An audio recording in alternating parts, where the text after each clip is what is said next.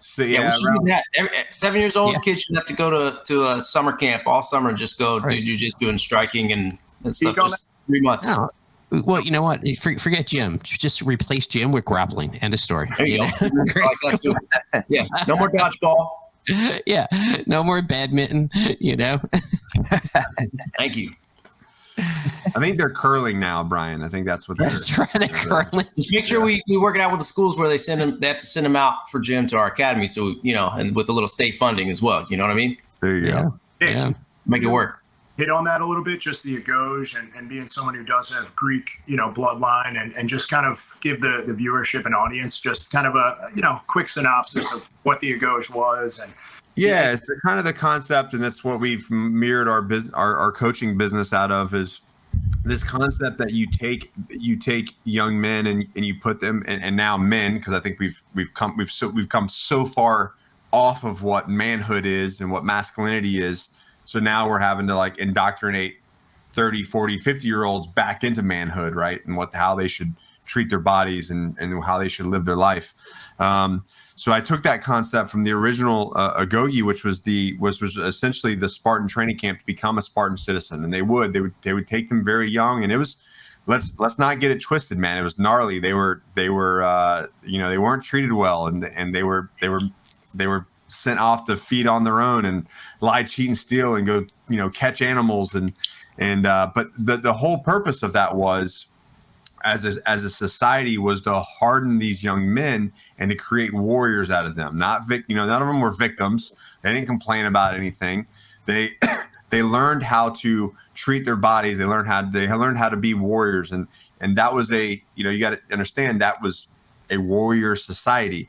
So they did, from a very young age, they taught them, and they would wear, little to nothing or loincloths and out there in the dirt. Could you imagine doing jiu-jitsu just in the rocks in the dirt from the time you were a little kid growing up?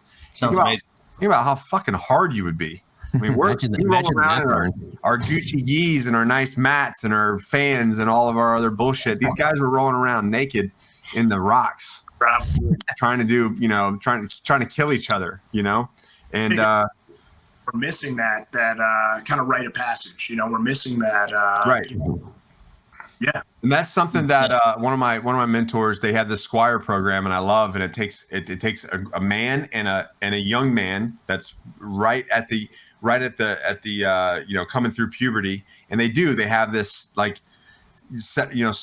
think it's a 48-hour event or something like that they put them through this rite of passage with the father.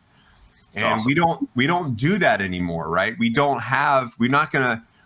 We're so, as parents and as adults, we're so soft ourselves that we don't want to put our kids in an uncomfortable situation to get them to grow.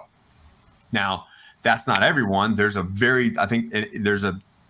subsect of my community, and I'm not saying military, I'm saying my community of men that really are passionate about teaching their young men and their kids hardship and getting through hard things. And you see it through teaching kids how to get into an ice bath and to control their breathing and to stay calm. Little things like that, hikes, taking their kid on a hard hike in a hot day, when they're crumbling mentally. But what does that do? It's all part of the Agogi, right? That's what it was. It was to harden your body and to harden your spirit to where you were anti-fragile. And we don't do that. We're all concerned about, we don't want to hurt their feelings. Well, what happens when they're an adult and then true hardship happens? You going to worry about their feelings now? No. They have to survive. You're preparing your children to survive. Same thing with jiu-jitsu. You put them in jiu-jitsu, and we've seen it. We just had a great, Tyler put on an amazing kids comp at Crest. And you saw it there. You saw kids cry and break down, and you saw kids be triumphant. But it was that hardship of, taking a 5-6-year-old and putting them up against somebody where they're trying to kill them, And how else do you learn a lesson like that as a 6-year-old? It's amazing. Well, you know, I mean, so you also got to talk about, like, you know, successes, right? Successes build that confidence. Even the failures, you learn from it, and those successes build confidence. And if you're not starting that at a very early age with kids, where are you building that confidence? You know, in them. Right. 100%. And the self-efficacy, the belief in their abilities, their own free will to autonomously create a life that they're desirous of, based off their own grit and fortitude. Not coddling them, but letting them know that there's no one fucking coming to save you but yourself, right? And developing those coping mechanisms from a young age, you know? I fucking run away from it a lot because I enjoyed living on my own. I enjoyed breaking away from, you know, the dramatic household that I was in. And I spent a lot of time just in the woods, like learning how to make fires, how to make lean-tos and shelters, and, you know, kind of putting myself through that own rite of passage. And